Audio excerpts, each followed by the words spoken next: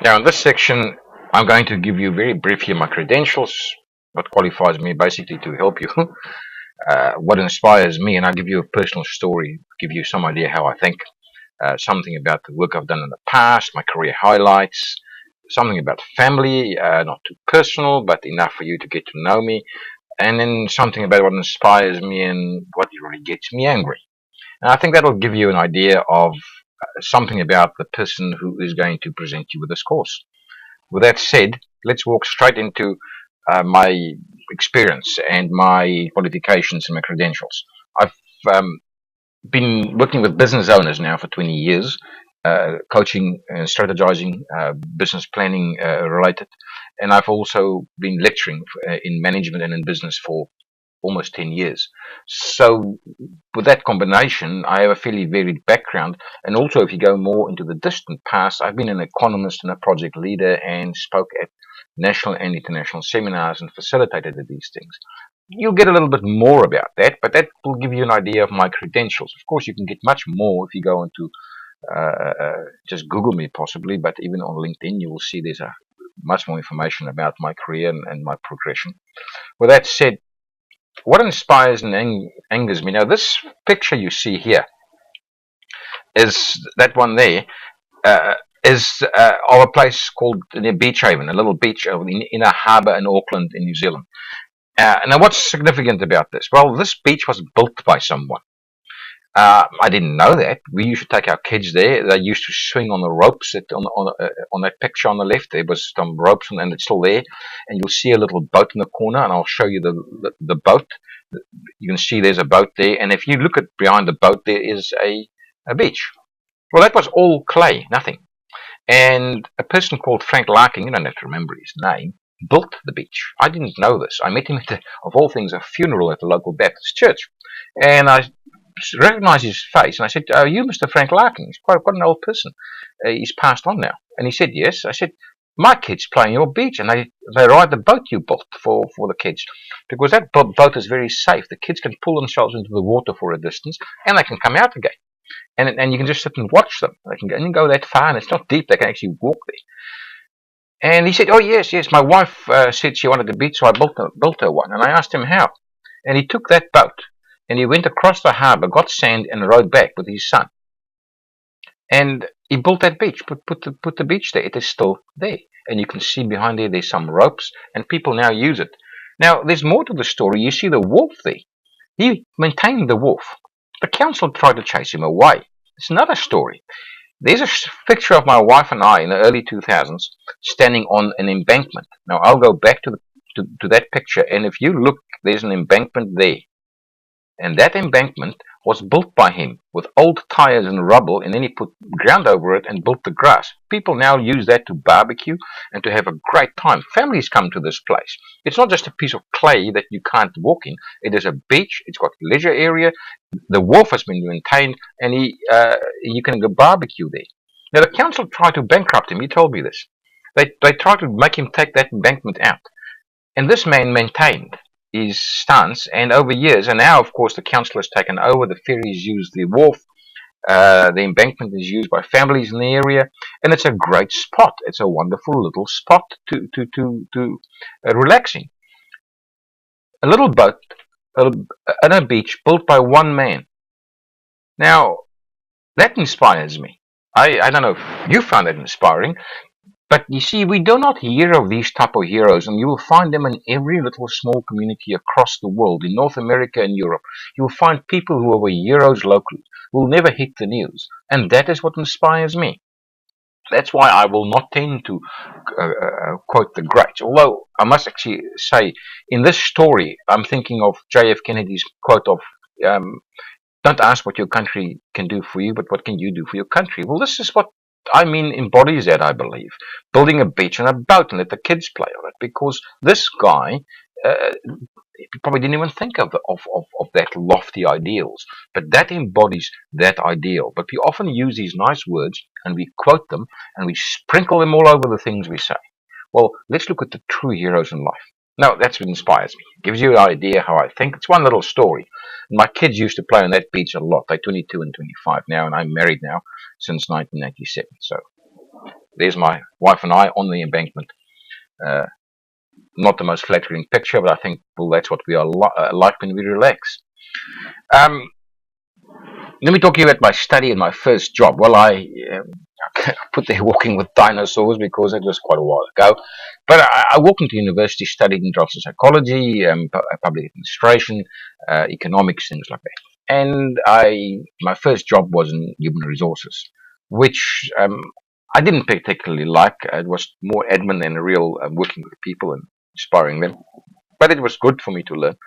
With that, my career history is that I then became an economist and a project leader at a research facility.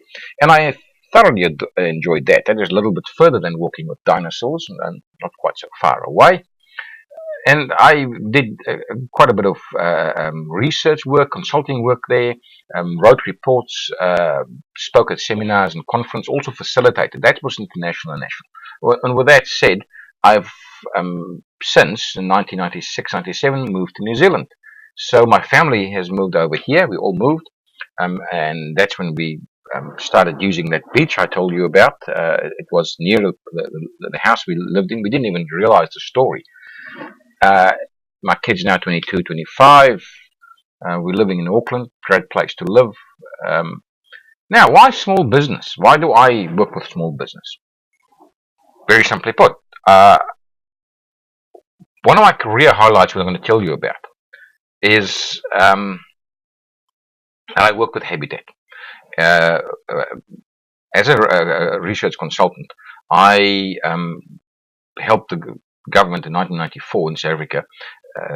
After the elections, they had to prepare for the Habitat Conference, which was the United Nations Human Settlement Program. And every country submitted reports to that. And South Africa was obviously far behind, had to quickly do uh, 4 regional and a national seminar where you had to invite all stakeholders from political heads uh, to governmental heads to private sector industry CEOs and industry representatives to come and give an input into the country report that had to be written. And I tended for that, wanted to facilitate all of that, and it ended up in a conference in Nairobi and then eventually the final one in Istanbul. Now, the other thing I did there was just prior to the elections, went into one of the areas where very, very small builders were anticipating the victory of Mandela. Everyone knew he was going to win the elections.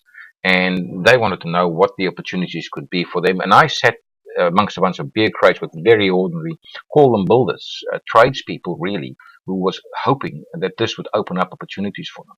I also remember working with the South African Construction Industry Initiative, which was a 10 Southern African countries who was funded by the World Bank and USAID. And I helped facilitate some of those workshops to help them come up with a policy. That was in the early 90s. A policy and a way for the construction industry to work together and to improve and basically help the more impoverished people, but also help industry improve. Why small business then? See, you're going to think, why small business? Because with all that, I thoroughly enjoy those things. But when I work with a small business person, when I talk to I enjoy working with them one on one. That's what I normally do. And then you would ask why this course? Well, from what I've learned from these people and what I have read over time in lecturing and what I've seen actually work, this is where this course comes from. And that's why I like working with small business. It's people who are at the cold face and they make decisions and they know the people they're making decisions for. It's not a big, broad policy, which by the time it hits the ground is 10 years later often, especially in things like in the UN and those big policies. Now, what inspires and angers me? You've got some idea, but I get really angry with people who do not respect those at the totally bottom of the rung. If you have no respect for ordinary people, if you disdain them, and if you think you are better, then I don't have respect for people like that. I have respect for people who have respect for everyone. Now, I am not perfect in this, and I don't always, as you would say, suffer fools gladly. It does not mean someone who does not know what they are doing should tell me what to do, and the same for you. But one can still show respect. One can still not. Dictators in the world, what have they done to their people, and what is, and the massacres you see, and the absolute tragedies you see around the world. It really angers me.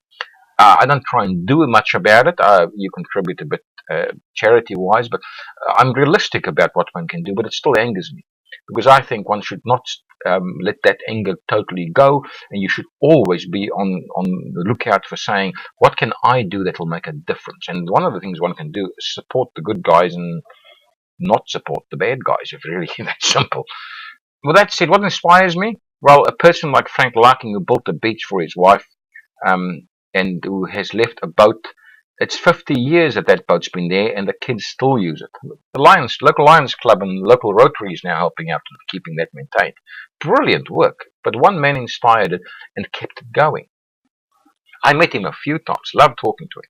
But so it's ordinary people that inspires me, business people, people who run a business, 20, 30, 40 people, sometimes just three, small to large, who really are looking after their people by looking after their business and looking after their profits, looking after themselves. So effectiveness to me, when you'll see, I've learned over time what that means, but I don't teach them this. So what this course is going to be about is effectiveness from the point of view of what I have learned, what I've read, and what I've actually seen people do.